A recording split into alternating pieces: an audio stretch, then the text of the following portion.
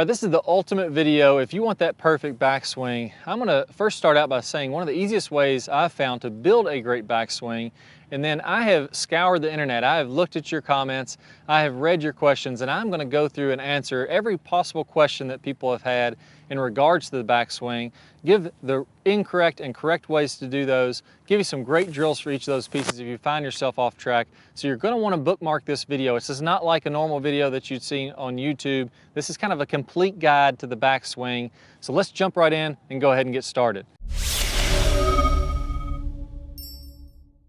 Hit that subscribe button. I got tons of great videos coming out for you this year. I don't want you to miss out. And if you're not subscribed, you won't be notified when we release new videos. So be sure to hit that button now.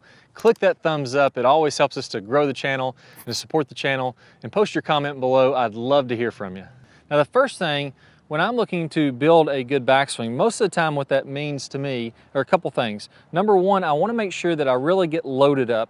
I want my chest to really rotate in the backswing. I want to get that good shoulder turn. I want my hips to go ahead and rotate. That way I have the full power from my body.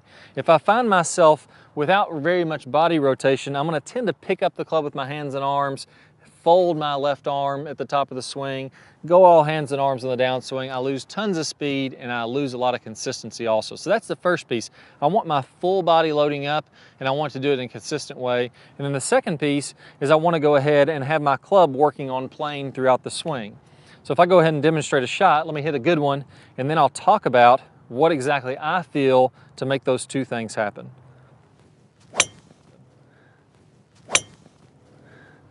There we go, right down the right center. Probably not going to read super far on my flight scope today. I'll be showing you numbers throughout this entire video. We got a little bit of wind in our face, but I'll do my best to get them out there. So the first piece here, how do we build a good consistent backswing? What is the main thing I'm looking for?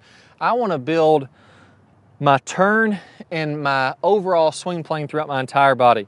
So you've probably heard me talk about this before, but if you can imagine a plane of glass going from my knees, imagine my knees are through this plane of glass and it's going down to the golf ball.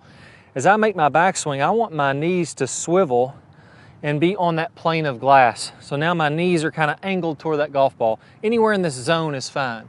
If I go up to my hips, the same thing is happening. As I rotate in the backswing, my right leg is straightening a bit, my right hip gets higher, my left hip gets a little bit lower, and you can see my hips are on this angle kind of going to the golf ball there too. That's going to allow me to not only rotate back and through, but to also be consistent with my swing plane. Take it up to the shoulders. Now all of a sudden, I'm doing the exact same thing there. This club, if I put one across my shoulders, is somewhere in the zone of this golf ball as I go back. And because I've rotated my knees and my hips, now I can get really loaded up with my shoulders to get a lot of power. And then as I come through, the same thing is happening. As I let my knees rotate on through, my hips rotate on through, my right heel comes off the ground for me to be able to do this. Now I'm staying on plane there. Now we go up to the arms. So if my knees, my hips, my shoulders are working correctly, it's a whole lot easier to get my arms working correctly. As I let my arms swing to the top of the backswing, now that arm is going to be roughly angled down to the golf ball. And then the club slots to match up with those overall planes in the downswing, and it's going to be pointing right at the golf ball or just slightly outside that golf ball. So that's the big key there. Two things. I want to rotate my body. That's number one. I got to make sure I get loaded up for power. And then number two, I want my entire body working to keep me on plane.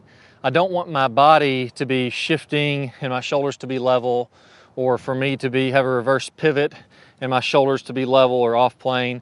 Then everything gets thrown out of whack. I got to have from my knees all the way up to my shoulders, my arms, my club, everything working down to that golf ball. That really simplifies things. So that's the first thing I would start out with. Do a good 15, 20 reps, get familiar with what that feels like. Hit a couple shots while you're doing that. Again, on this swing, I'm gonna go ahead and hit one. You'll notice how my entire body looks like it's angled down and staying on plane from my knees all the way up to my arms, shoulders, and club. There we go, another one right down the right center of the fairway. All right, so from here, what's the next big myth that I see, or the next big problem that I see players having? The biggest one, and the one that I heard time and time again when you guys commented on this, or when you commented on this, is that you're folding your arms. So as you make that backswing, essentially your chest isn't rotating and your arms are folding up. The typical solution to this, or what you'll hear a lot of coaches and players, and there's nothing wrong with this tip by itself, but you'll hear to really keep the arms wide, to really keep these arms stretched out away from your body. One thing I see players do when they try to keep their arms wide though, is they end up swaying off the ball. So now all of a sudden, I try to keep my arms wide, I sway over here, my body gets a huge weight shift to the right, and then as I come in my downswing, then I'm gonna sway back to the left. Not only does that make your swing extremely inconsistent, as my head starts to go to the right and then back to the left, my proprioception, my hand-eye coordination is thrown all out of whack, but also it doesn't really help you to keep your arms that straight. What really helps you to keep your arms straight is rotate your shoulders. So if I do this correctly, instead of thinking arms wide and stretch way over here, I'd end up just folding up anyways, and now I'm moving around all over the place. What I'd like for you to feel like is your chest stays centered. You have a slight tilt away from the target like we talk about in the Top-Speed Golf system. That's what we call the stable fluid spine. That little angle there, that's gonna keep you behind the golf ball for some power. Now from there, I'm gonna rotate around my spine, and I have to keep my shoulders turning. This is one of the biggest keys in golf. If my hips, my knees, my legs, loosen up your left foot if you have to, if you're not very flexible, but I've got to let my shoulders make that good full turn in the backswing, and if I do that, I can get my arms coming all the way back up here. I can get that wide takeaway, keep my arms straight, and I won't have to fold them up. The real cause behind your arms folding, sorry for the mower there for a second, I'll try to, hopefully you won't hear that too bad on the mic, but the real reason for your arms folding is that when my shoulders stop, if these shoulders stop rotating, I can only get my arms back to here. I can't get any power from there. The only way to keep my arms keeping on going if I don't move my shoulders is to fold them and get the club going farther back.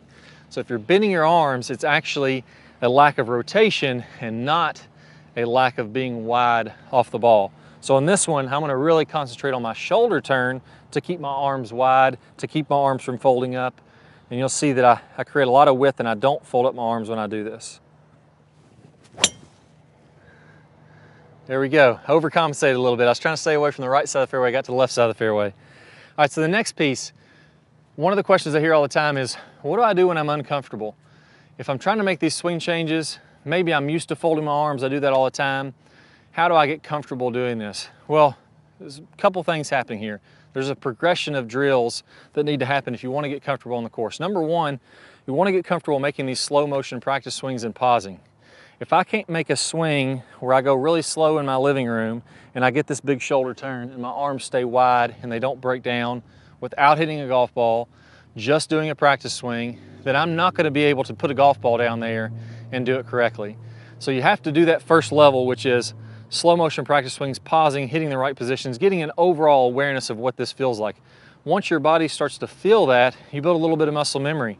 You get a little bit of awareness. You start to lay down some new neural pathways, would be a more accurate way of talking about this, and you just get more comfortable doing that. Once you get comfortable with that, then you get comfortable taking the next step up, which would be swinging without pausing, more practice swings, fuller speed practice swings. Once you get comfortable with that, you get to go to the driving range and hit some range balls with one club over and over again, and you get comfortable there.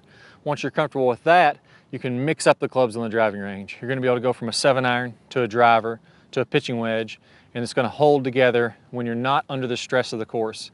Once you're comfortable with that, you can take it to the course, and once you're comfortable with that, then you can take it to a competition.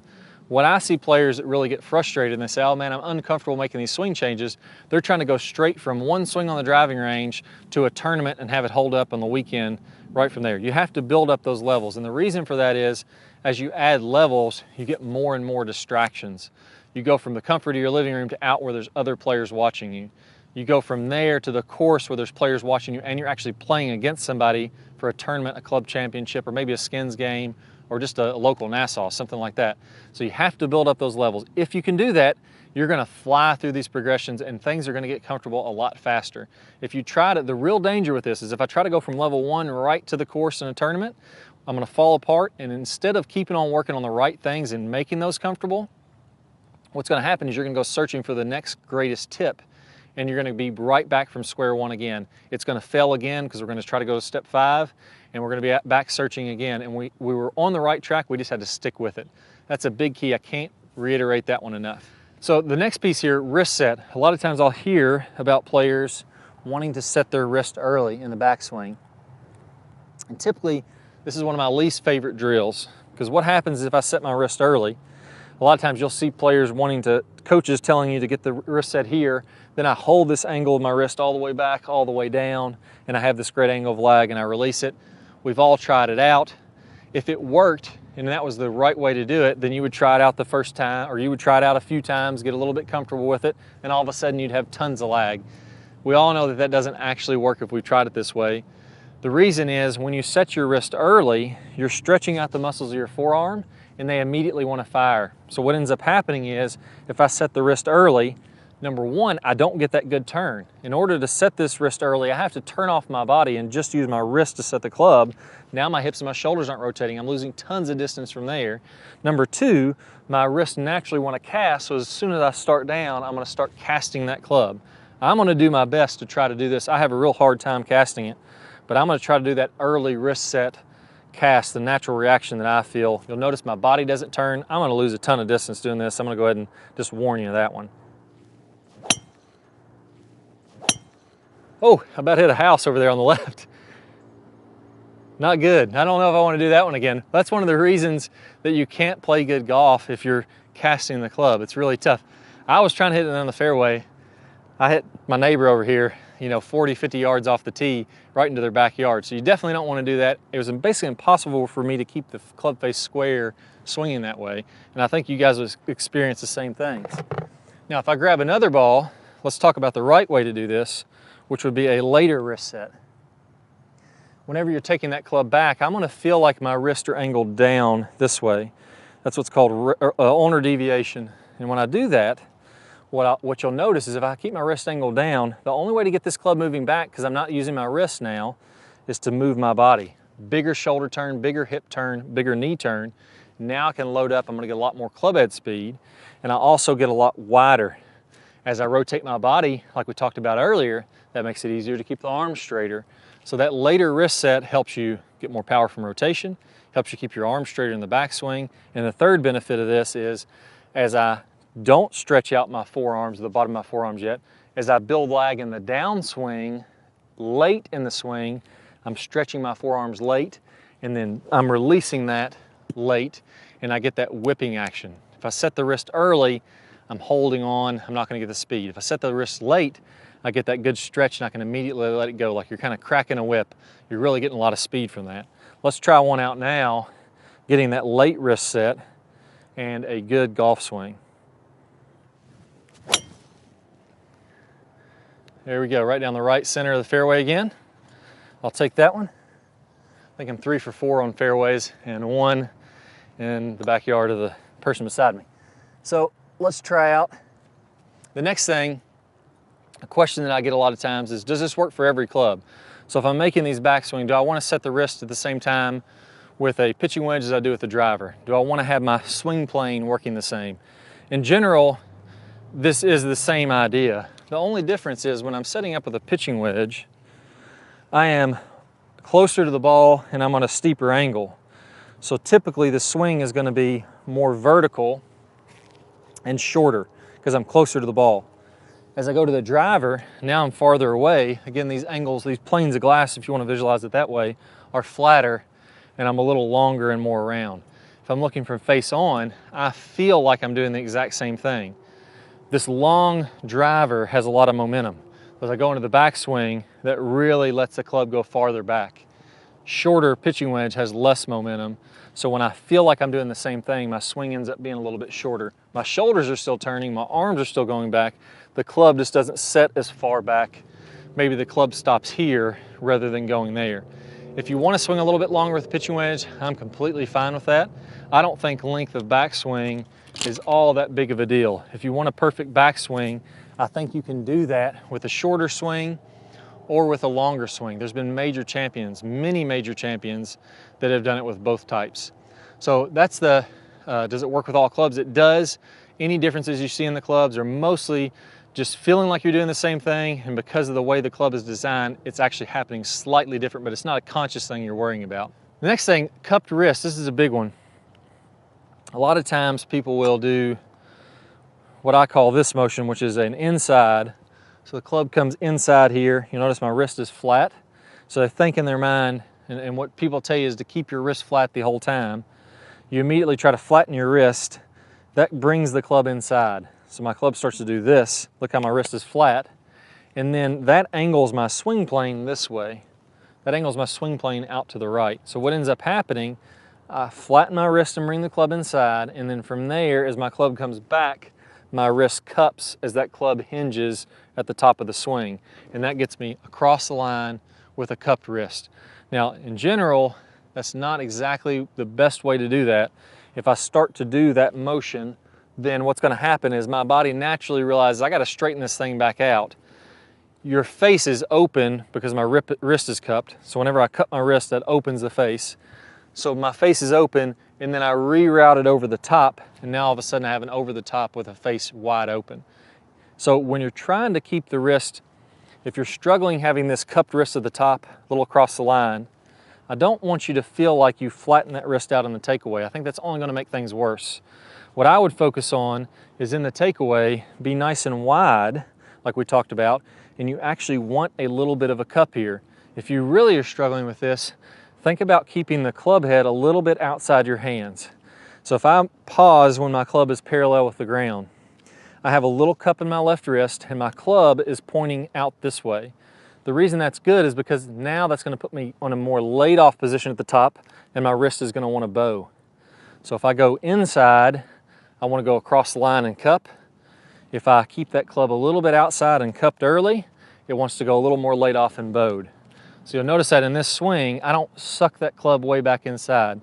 Not to say that you can't play great golf doing that, but the players that do well taking that club back inside, they make sure they keep that club laid off at the top, which isn't, it's a little counterintuitive. And then from there, they come down like a JB Holmes. If you're struggling getting that cupped and across the line, here's what I'd recommend doing. Keep the club head a little outside your hands. It's gonna get you laid off in a better position at the top, and that would look something like this. There we go, right down the left center fairway. Hit that one pretty solid. So that's how to keep the wrist a little bit flatter. Again, a little bit counterintuitive. Now, the next thing that I hear all the time, and this one kind of drives me nuts, to be honest with you, because I know it's hurting so many players' games from a false idea that we want to be short, and if we stay a more short, compact swing, we're going to be more consistent. I have found this not to be the case, and I've found that the best players tend to have longer, more free-flowing swings for a couple reasons. Not to say you can't swing short. I'll actually tell you the right way. If you do want to shorten your swing, I'll give you the right way to do that here later in this video. But what I've found players do, and the most common tip out there to keep a short swing, is to keep the hands lower. And when you lower the hands, I'm going to keep my hands lower here. Notice how my shoulders don't rotate as much. When I don't rotate my shoulders, I don't have as much time to build up swing speed. I'm kind of essentially making a little half backswing. When I do that, my hands are lower, my shoulders haven't turned. Now, I have to be twice as good with my timing because I have to go from here, where my hands are at the top of the swing, to contact, this very short period of time, short period of distance. I have to accelerate really fast. What I typically find players doing is their hands get tight, they always feel rushed, and because they're accelerating so fast, they've lost the feel of the club head, and it gets very tight and heavy in their hands, and they actually lose some consistencies for contact. Let me go ahead and swing one here. Let me make sure my flight scope's on. Flight Scope X3, I use that one a lot. This is an awesome machine. I've only had this for about a month now, but I love this thing. Short back swing, lower hands, kind of the common tip that's out there. And let me go ahead and make a swing, see where this goes. So for me, I feel really rushed on that one. That was the worst contact that I've had on a normal swing all day, low and off the heel, and that ball went into the left rough. Had a little bit of a fade on it. I got 104 miles an hour of swing speed. Swing speed's way down. 204 carry, 234 total distance. That is way lower than I would normally get. I'm usually around 300 yards, somewhere around in there. So that short swing, because it shortened my shoulder turn, then I felt rushed, I felt tight, and it killed my club head speed. Let me go ahead and do one the correct way again, where I would feel like I get a lot of shoulder turn. I want to feel like my hands go as far back as they can, as long as they can stay nice and wide and straight. I don't want them to fold up like this, but I'm gonna keep them fairly wide and go as far as I can. So if you're a little bit tight, just go as far as you can, that's completely fine. This is something I can't reiterate enough. If you're tight and you're not very flexible, make sure you loosen up this left knee. I don't want this left knee to be stiff and look like this at the top of the backswing. I'm gonna let that come on out toward the golf ball. I'm gonna let that left heel come a little off the ground. That's gonna loosen my hips. That's gonna loosen my shoulders, and I'm gonna get a bigger turn and more club head speed. Let's go ahead and give it a whirl. That was a miss hit there. Didn't really hit that one that good. Right down the middle of the fairway. I can't really complain too much. So I went from 104 club head speed. I'm guessing that's probably 115, 117. Again, a miss hit, 270. Heck of a lot better than 234. So you can see how that adds the distance. Now, if we do want a shorter swing, let's say you're just dead set and you say, okay, I'm just a believer that the swing should be short and you can't convince me anyway, Clay, I'm not buying it that the swing can be long. If you're going to make a shorter backswing, don't concentrate on the hands being shorter. What I would concentrate on is the shoulders making a big turn and the club just not setting very much. So I'm rotating my shoulders, my legs, hips, everything's getting a big turn. My hands are getting a big turn and I'm just not taking the club as far back. So I'm not letting the club drop down. I'm keeping a little bit up here. That's what you see guys like Jon Rahm, J.B. Holmes, those shorter swing players. They still have a big shoulder turn. Look at their shoulders next time. They're getting to 90 degrees. That's allowing them to generate speed from the body and to get this big hand path. Their hands go fairly high in the backswing. They're just not setting the club. If I do one like that, I'm gonna try, that's not my natural swing, but I'm gonna try to make a big shoulder turn with a shorter swing and see what happens. So there, a little bit off, a little spinny for me. Again, into the wind, it's not gonna go that far, but I still had power because I rotated my shoulders. If you're gonna make a shorter swing, that's the way to do it. Right down the middle, 118.5. I actually picked up a little swing speed because I tried to really be aggressive there. Completely fine if you're gonna do that. Again, about 270 into the wind. Not too bad, I'll take that for today. Now the last thing here, or one of the last things, is the reverse pivot. A lot of players struggle with this reverse pivot. Let me go ahead and grab a tee. I'm losing all my tees here. So the reverse pivot, what I see players doing when they have that is, the most common misconception I see is to have a reverse K. So the reverse pivot is this.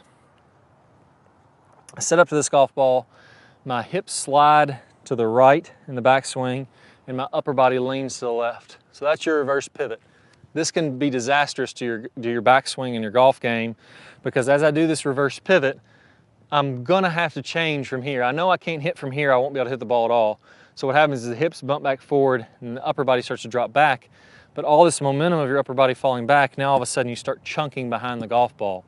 So a common mishit I'll see with the reverse pivot is this lean to the left and then fall, crash into the right.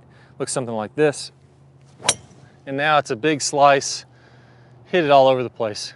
Really, really tough to get consistent contact when that's happening. The common advice for this is your reverse K, which sounds a little complicated, but it's actually fairly easy, fairly simple. And what that means is, instead of my hips going out in this, kind of like a K, so you imagine my upper body, if this is a straight up and down line, my upper body's going this way, my lower body's going that way, kind of makes a K shape. A reverse K would be my hips bumping this way and my upper body doing this. So now if you imagine a wall here, that kind of makes like a reverse K kind of shape. The problem is when I see players that sway their hips a lot, they tend to do that and have a hard time breaking that habit. So if you have that reverse pivot, then what you're gonna typically do is when you try to get that reverse K, is you're gonna not only keep your body to the right, but you're still gonna sway. And a lot of times you're just gonna shift way over here to the right and you're gonna start moving around a lot. So you went from a lot of movement, leaning left and then crashing to the right, to a lot of movement away from the ball and then sliding this way. Both of those are gonna cause a lot of trouble for you. What I'd like for you to do is still keep that reverse K idea. Keep the idea that as I turn, your body's gonna flex away from the target. But when you do this, don't keep as much weight on your right side. Normally a reverse pivot, your right foot comes all the way off the ground on the inside. I want you to feel like the inside of your right foot is kind of planted in. You have a little bit more weight on the inside of your left foot as you turn away from the target. Now for you, that's going to be the right feeling, and that's going to keep you in the right position. I would take it even a little bit simpler than that and just put the club across your shoulders like we did in the beginning of the video. Let's keep it as simple as possible. Let's try the easiest solution first. Hinge forward. What you'll find if you do a reverse pivot is now all of a sudden my club's pointing way too level with the ground. It's pointing out there. If I start to do this and point my club toward the ground and I have a little bit of weight on the inside of my right foot, you'll notice I'm in a great position here. As I rotate through the shot, I'm in a great position there too. So try that drill first. Rather than doing the reverse K and trying to mess with all that, just get your swing planes working correct. I think that makes things a lot easier. Let's give one more a whirl here, see if I can get one down the middle to end on. There we go. I'll take that one right down the center of the fairway. Those tips will help you to build a perfect backswing, a great looking backswing. But remember, start with the simplest piece first. Your knees, your hips, your shoulders, your arms, everything rotating toward that golf ball. That's really going to simplify the golf swing. All right, now I don't want you to stop here. One thing that we hit on throughout this entire video, and I think is one of the most important parts of the swing, is the power turn. And that's when we let our hips, our shoulders, and our body rotate in the backswing and in the follow through. That's going to build the overall power from your legs all the way up to your shoulders. That's the momentum that we get in the golf swing. Then our hands and arms can build on that. That's what's going to keep you on plane. That's what's going to build the base to your swing. If we can get that right, everything else just starts to line up. Again, that's what I call the power turn in the Top Speed Golf system. I'm going to play a preview from one of my best power turn videos. All you need to do is click the link or the card that pops up on your screen or the link down below in the description. You'll get instant access to that video. Once you knock this out, you'll be amazed at how much more of a powerful player you are, even if you're not very flexible at all. Let's go ahead and get started. With the correct technique, we can all hit it with really good distance without a lot of muscular effort.